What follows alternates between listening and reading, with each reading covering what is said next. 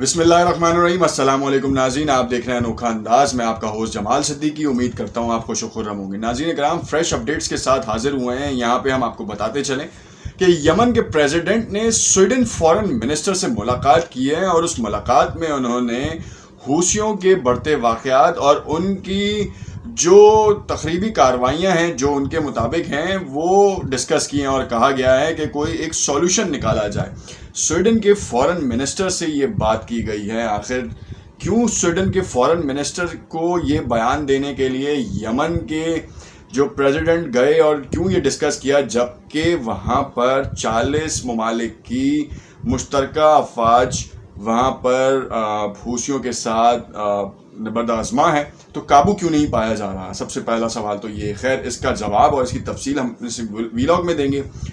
دوسری جانب سعودیہ نے ریڈ سی ڈیولپمنٹ کمپنی کے ساتھ رینیویبل واٹر ٹریٹمنٹ پلانٹ لگایا ہے، جس میں 3 لاکھ سالانہ بوٹل جو ہیں تیار کی جائیں گی۔ رینیویبل واٹر ہوگا وہ بیسکلی۔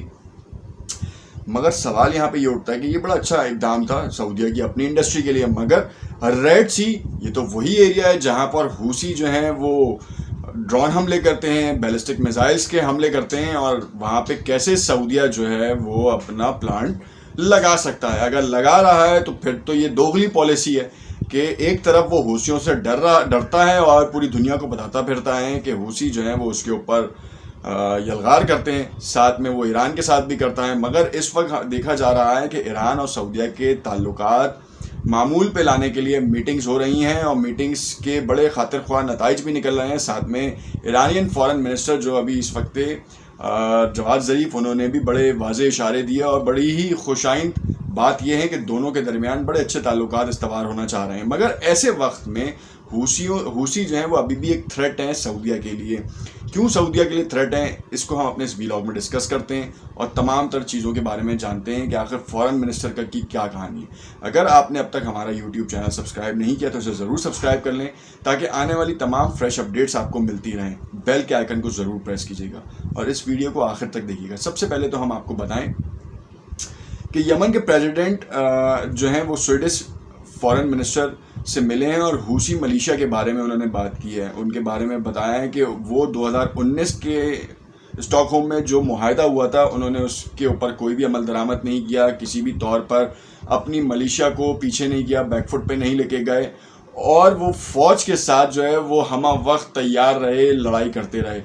تو سوال تو یہاں پہ ہے کہ اگر انہوں نے 2019 کے معاہدے کے اوپر عمل نہیں کیا تو آپ نے کون سا عمل کیا؟ آپ دیکھ سکتے ہیں کہ یمن میں اس وقت بھوک افلاس کے کتنے لوگ ہیں۔ سعودیہ امداد کے نام پہ کام کر رہا ہے، مگر یمن اٹسیلف ایک آئل کی دولت سے مالا مال ملک ہے، جس کے آئل کے ریزروز کے اوپر آپ قبضہ کر کے بیٹھے ہیں، اور تو اور اس کی ترقی کی راہ میں آپ حائل ہیں۔ اصل بات کیا ہے؟ اصل بات یہ ہے کہ ملیشیا جو کہا جا رہا ہے وہ حوثی ملیشیا کو ایران سپورٹ کرتا تھا اور ہے، جو کہ سعودیہ، اسرائیل، امریکہ، ان سب کا یہ ماننا ہے۔ چلیں بھائی، ہم نے بھی مان لیا، کیونکہ نیوز ایجنسیز جو ہے نا وہ یہ اب ذہن سازی کر چکی ہیں۔ اگر کوئی اپنے حق کے لیے یہ کام کر رہا ہے تو پھر آپ کیا کہیں گے اس کو؟ دوسری جانب سعودیہ کے پاس ایک فوج ہے، جس مشترکہ فوج، بیسکلی اسلامی قوتوں کی مشترکہ فوج، جو کہ یمن میں کام کر رہی ہے۔ تو کیا وہ ان حوثیوں کو قابو نہیں کر سکتی، یا پھر معاملات کو طول دیا جا رہا ہے تاکہ وہاں پہ ان کے رہنے کا جواز بنے، اور یمن میں جو امن کی بنیادیں ہیں وہ کمزور سے کمزور تر ہوتی جائیں، تاکہ کوئی بھی کام نہ ہو پائے؟ اگر یمن میں امن قائم ہو جاتا ہے تو دوبارہ آئل کی مارکیٹ میں کودنا شروع ہو جائے گا، اور جو سعودیہ کی مونوپلی ابھی چل رہی ہے وہ سب سے زیادہ مشکلات کا شکار ہو جائے گی۔ اس وقت امریکہ جو ہے وہ بھی ایک کشمکش میں، کیونکہ مڈل ایسٹ کے خطے میں چائنا اور رشیا جس طریقے سے اور جس انداز سے کود رہا ہے، امریکہ کے لیے تشویش کا باعث ہے، کیونکہ افغانستان سے نکلنے کا عندیہ وہ دے چکا ہے۔ اشرف غنی نے ایک چال چلی، اس نے لوگوں کے اوپر حملے کروائے اور پھر طالبان کا نام لگوایا، اور پھر اسی طریقے سے وائس ورسا انہوں نے طالبان کے ساتھ بھی کیا۔ اب دونوں کے درمیان ذرا سی رسہ کشی سی ہے، اور ستمبر کی جو ڈیڈ لائن دی گئی ہے جس پہ بائیڈن نے ایک بیان دیا تھا کہ اس سے پہلے ہی ہم فوج کا انخلا کر لیں گے، صرف 2500 فوجی ہیں، زیادہ تعداد بھی نہیں ہے۔ مگر ایئر بیسز کے حوالے سے بات آئی تو یہاں پر ایک بات اڑائی گئی کہ پاکستان اپنے فوجی ہوائی اڈے دے رہا ہے تاکہ امریکہ یہاں سے کنٹرول کرے۔ تو پہلی بات تو یہ ہے کہ کوئی نیا اڈا نہیں دے رہا، اس کے بارے میں پاک افواج کا باقاعدہ طور پر بیان بھی سامنے آیا، ساتھ ساتھ ایسی متضاد اطلاعات تھیں کہ امریکہ یہاں افغانستان سے نکلے گا نہیں بلکہ پاکستان آ جائے گا۔ اور انڈیا کو اصل تشویش یہ تھی کہ اگر امریکہ افغانستان سے نکل جاتا ہے تو طالبان کی دوسری سب سے بڑی ترجیح کشمیر کی طرف ہوگی، کہ کشمیر کی آزادی کے لیے وہ طالبان جو ہیں وہ ہجرت کریں گے یہاں سے کشمیر، اور کشمیر کی آزادی کے لیے کام کریں گے۔ تو انڈیا کو سب سے بڑا جو دھچکا یا جتنی کیوریوسٹی یا کہہ لیں آپ جو فرسٹریشن ہے وہ صرف یہ ہے کہ طالبان اگر کشمیر میں آ گئے تو پھر کیا ہوگا، انڈیا میں پینیٹریشن ہو جائے گی اور کشمیر ان کے ہاتھ سے نکلتا ہوا دکھائی دے گا۔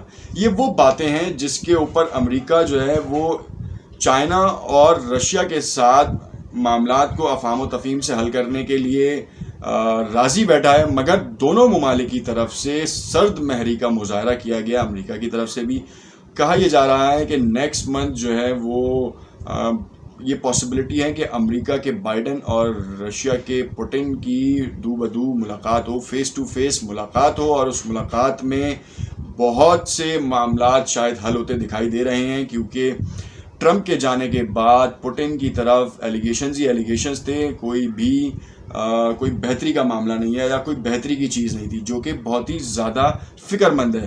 اور امریکہ کی ایک اور فکر یہ ہے کہ یمن میں جو انہوں نے ترک کا پتہ کھیلا تھا عرب ریاستوں کے لیے کہ عرب ریاستوں کو جو ہے وہ سمپتی دیں گے تاکہ اسرائیل کو تسلیم کرنے کے لیے اور زیادہ سے زیادہ عرب ریاستیں آگے آئیں اور اسرائیل اپنی منوپلی قائم کر سکیں۔ اور خطے میں جب اسرائیل آ جائے گا تو ڈیفینیٹلی امریکہ ہوگا، کیونکہ امریکہ اور اسرائیل کی تو بچپن کی دوستی ہے، دونوں ایک دوسرے کے ساتھی ہیں، جیسے ہم عام زبان میں چٹی فرینڈ کہتے ہیں۔ تو یہ دونوں کا basically I am so sorry to سے کہ سلینگ ورڈز ہیں، مگر ان دونوں کی شاطرانہ چالیں جو ان کا جو بیس ہے نا وہ صرف اسی پہ۔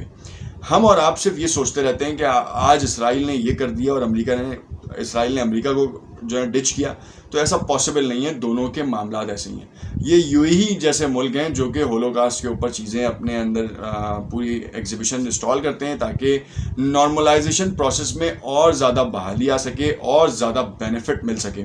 اس بینیفٹ کے چکر میں مسلمانوں کے کاز سے پیچھے ہٹا دیا گیا ہے، مسلمانوں کو جہاد کے فلسفے سے بھی ہٹا دیا گیا ہے، جس کا آپ کے سامنے تمام جو رزلٹ ہے وہ سامنے آ رہا ہے کہ آج مسلمانوں کے اوپر جو ہے وہ ظلم کیا جا رہا ہے مگر آواز نہیں اٹھائی جا رہی، بلکہ ایک دن گزرتا نہیں، 2 دن گزرتے نہیں، ٹریٹیز تک تو سائن کی جا رہی ہیں۔ تو سوال یہاں پر آپ سے اس ویڈیو کا یہ ہے کہ کیا واقعی امریکہ جو ہے وہ اس وقت پاکستان میں فوجی ہوائی اڈوں کے حوالے سے جو خبریں اڑائی گئی تھیں اس کے لیے بےتاب ہے کہ واقعی اس کو فوجی اڈے چاہیے، یا پھر صرف محض یہ دشمن کی چال تھی اور یہ کام کرنا چاہ رہا تھا؟ دیکھتے رہیے گا انوکھا انداز، اس سوال کا جواب ضرور دیجیے گا۔